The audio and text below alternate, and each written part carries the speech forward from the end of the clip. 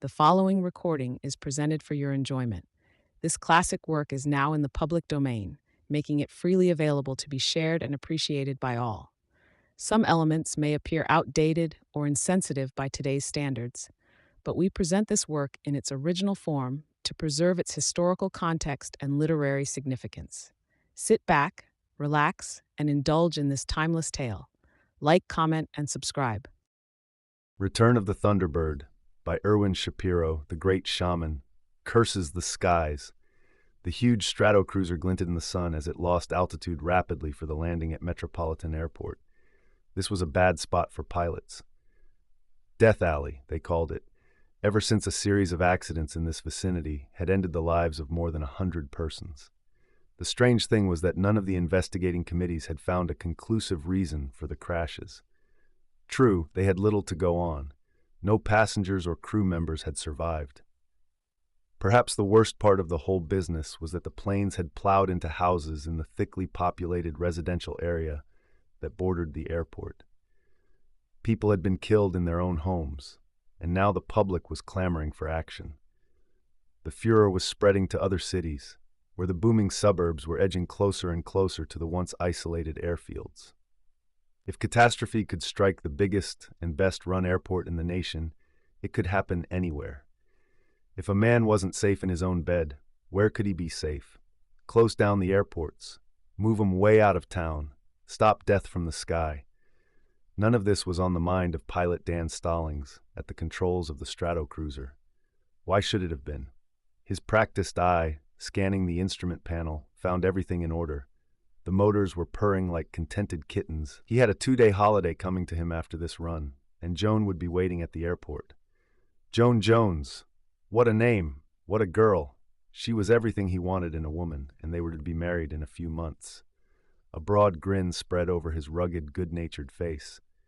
He was a lucky guy, and he knew it. Just a few minutes now, and he and Joan would be... Suddenly, he was uneasy. Surely that was thunder he had just heard. It didn't seem possible, with not a cloud in the brilliant blue sky. But there could be no doubt about it, for now he heard it again. Menacing and powerful, it drowned out the rumble of the plane's motors like a roll on the devil's kettle drums. He glanced at his co-pilot, who stared back apprehensively, and then a black shadow fell over the plane, and they saw it a monstrous bird, ugly and fierce as a prehistoric creature, its great wings beating thunder out of the air. I called the magazine, Dan. The article was written by Professor Haniel Dorian. I called him too. He's willing to help, but he won't come here. Suppose I go to see him and... No, Joan, that's no good. I'm going too right now. Oh, Dan, how can you? You're not well enough. It's crazy. Dan waved away her objections. I'm well enough, he said. A taxi will take us there in no time. Don't you see, Joan, I've got to do it. The committee is coming to question me tomorrow about the crash. Do you think they'll believe my story? They'll blame the crash on me. What else can they do? I'll be washed up through folks. But that's not the big thing.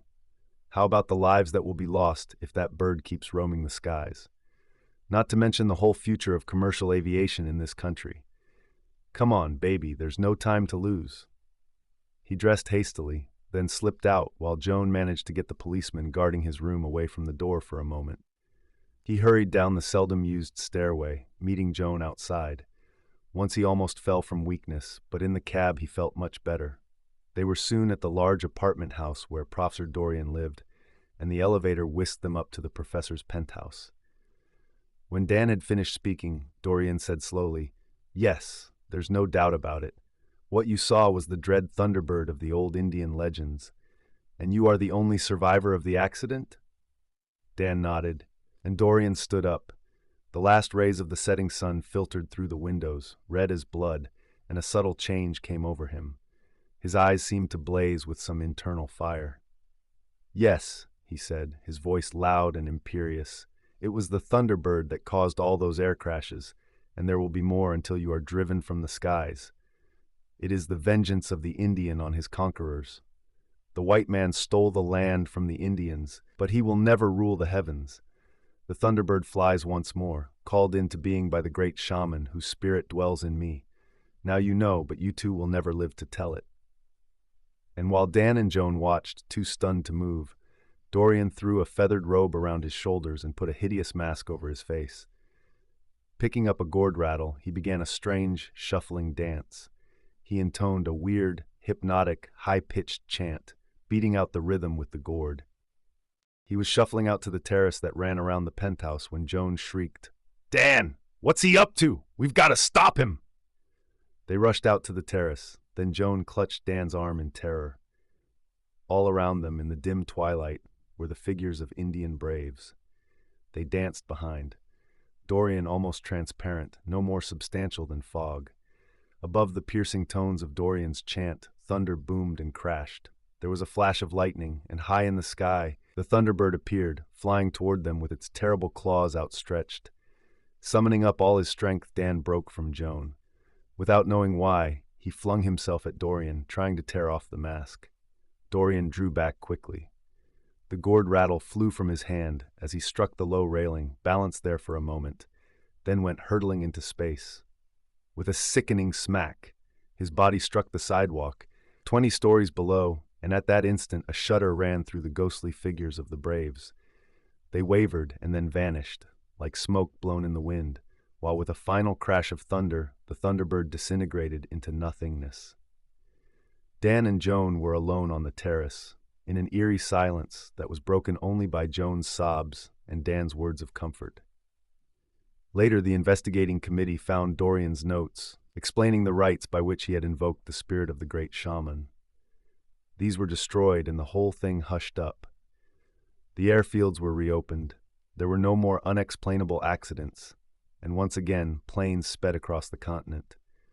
Dan tried to fly again, but soon gave it up for a job on the ground. His nerve was gone.